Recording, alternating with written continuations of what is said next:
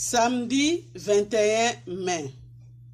Éternel, corrige-moi avec mesure, non dans ta colère, de peur que tu ne me rendes chétif. Jérémie 10, verset 24. Je suis avec toi, dit l'Éternel, pour te sauver. Je te corrigerai avec mesure. Jérémie 30, verset 11.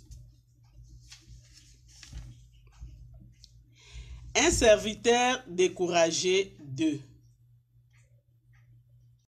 On pourrait penser que Dieu va reprendre avec sévérité son serviteur défaillant. 1 Roi 19.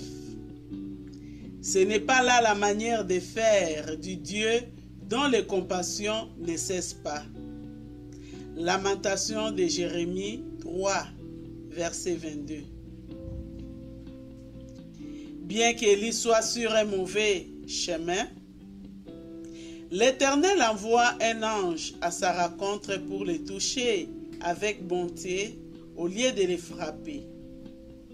Il prépare pour les serviteurs fatigués un gâteau cuit sur les pierres chaudes et une cruche d'eau.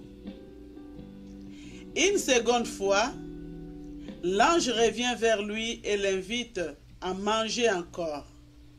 Car, lui dit-il, le chemin est trop long pour toi.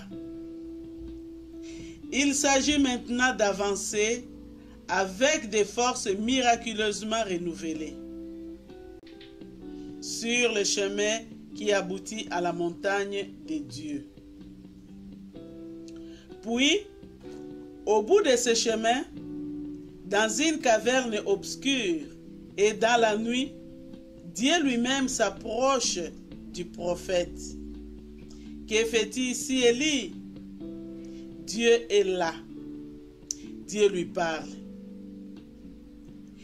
Élie s'attendait au jugement contre le peuple et envoie la figure dans les grands vents impétueux, dans les tremblements des terres et dans le feu.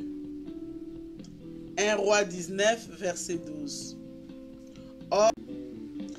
Or, voici c'était la grâce, une voix douce et subtile. Élie enveloppe son visage dans son manteau et vient en pleine lumière à l'entrée de la caverne. Admirable voix de Dieu envers son serviteur découragé. Pas de reproche direct, mais la démonstration de ce qui manquait à sa foi. Savoir la connaissance de la gloire de Dieu en grâce. Cette voix douce, l'avez-vous écoutée? Elle vous redit encore au milieu de bien d'autres voix qui proclament justement la puissance, la grandeur, la sainteté de Dieu.